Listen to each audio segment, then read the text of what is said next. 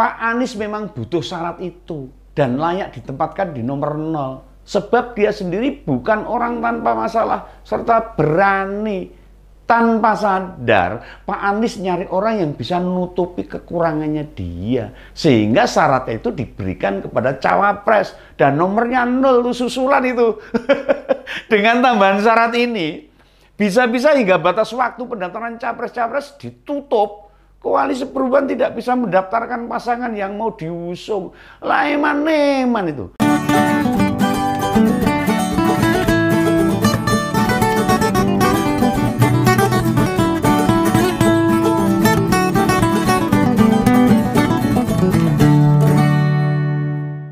Halo, ketemu lagi dengan Om Begawan, tetap di Ngompol, Ngopini Politik. Ya, ini teman-teman ini, ada kabar baru lagi nih dari Koalisi Perubahan.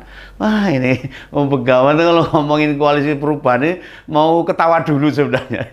Dan kabar ini soal kriteria cawapres yang ternyata ditambahi sendiri sama Pak Anies itu.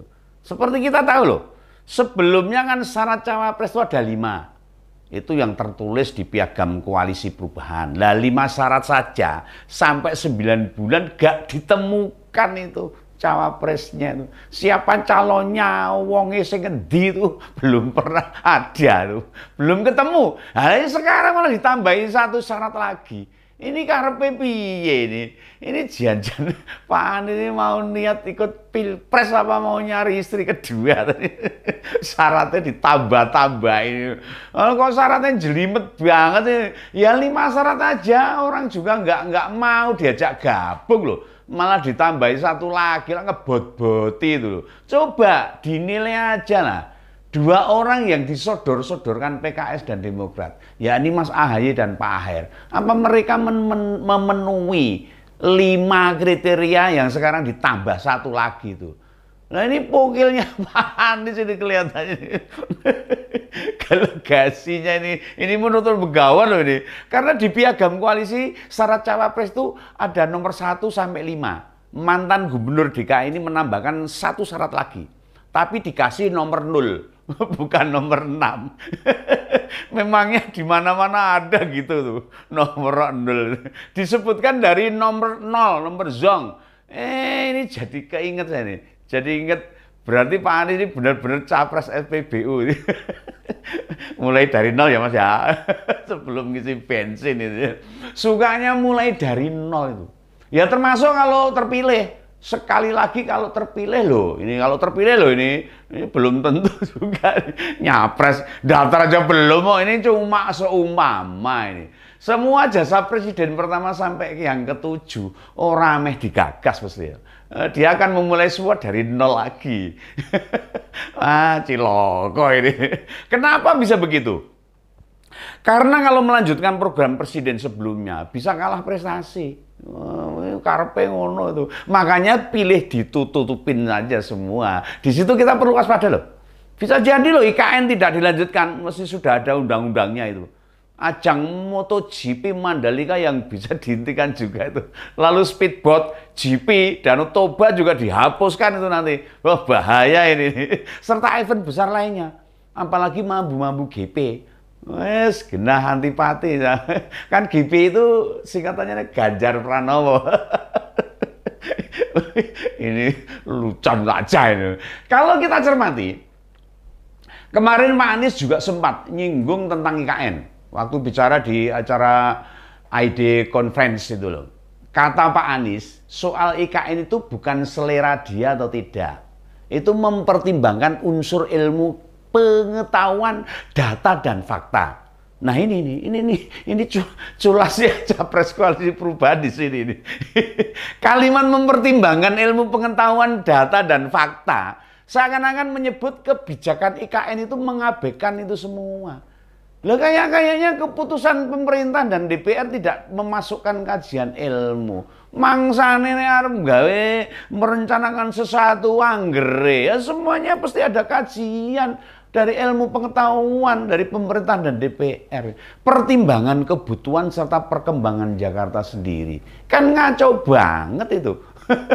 Ya itulah cara muter-muternya Pak Anies menjawab sesuatu. Tidak ada yang pasti. Semua serba abu-abu itu loh. Apalagi hal-hal krusial. Karena nanti kalau dia terpilih, janji-janji itu bakal ditagih dan dia kebingungan bagaimana merealisasikannya. Jawabnya mesti bingung. Nah, padahal waktu berbicara di Australia waktu itu di depan para mahasiswa Indonesia yang kuliah di Australia sana, Pak Anies memastikan IKN akan dilanjutkan. Neng kono muni dilanjutkan, neng kono muni ora, neng kono mempertimbangkan, itu yang jelas yang ngerti. Sebab sudah ada undang-undangnya, ya memang benar ada undang-undangnya itu. Capres koalisi perubahan ini memang kabur kanginan ini ngomong ini. Tergantung moodnya itu menjawabnya bagaimana. Nek pas masuk angin jawabannya beda. Termasuk tentang syarat cawapresnya tadi loh. Yang ujuk-ujuk muncul nomor 0. Untuk nambahi kriteria cawapresnya. Ini aneh ini. Nomor 0 itu harusnya sebelum nomor 1. Kenapa baru dibilang nomor 0 baru sekarang ini? Untungnya bian-bian tuh mulai dari 0 dulu. Baru sekarang disesel setelah nomor 1. Sedangkan syarat pertamanya sampai ke 5 sudah disampaikan sebelumnya.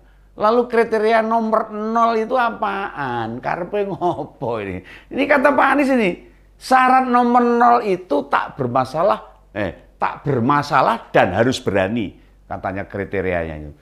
Wah, ini cawapresnya tidak punya masalah dan kudu berani, punya nyali. Wah, itu tiru-tiru.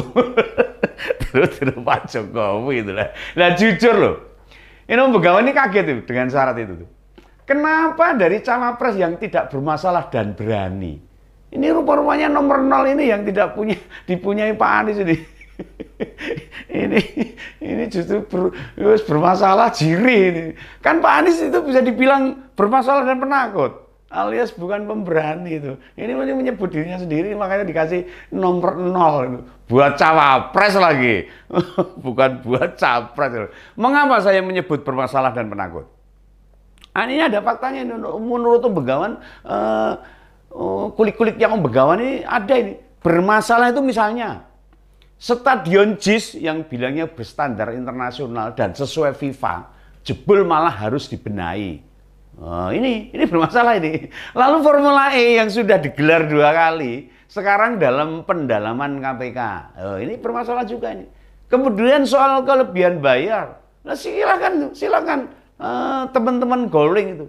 Gowling yang di internet lah. Banyak banget tuh waktu Pak Anies jadi gubernur. Banyak kelebihan bayar itu. Bayar kelebihan orang susuk meneh. Ada juga sumur resapan di berbagai titik. Menyebabkan kecelakaan. Dalan-dalan rusak kabeh ini. Ini juga masalahnya Pak Anies ini. Jalanan tambah rusak dan enggak mengurangi banjir. Malah banjirnya tambah oke. Rumah DP 0%. Juga menyeret beberapa pejabat DKI dalam pusara kasus pengadaan tanah. Nah, bukankah kasus-kasus tadi menandakan dia itu masih bermasalah? Lah kok malah digo kriteria tambahan? Lalu bisa disebut penakut? Menurut Om Begawan seperti apa coba? Ini saya jelaskan nih. Ini jelas banget dan banyak faktanya. Nah, lah milih cawapres saja 9 bulan nggak nemu-nemu. Itu apa bukan pertanda penakut namanya itu. Lalu waktu rame-rame penolakan timnas Israel yang lolos Piala Dunia U20. Kan dia diam 1000 bahasa, tidak berani buka suara. Kemudian jika ada aksi bom bunuh diri, kayaknya tidak pernah mengecam pelaku bom bunuh diri. Nah, itu apa bukan wujud jiwa penakut itu?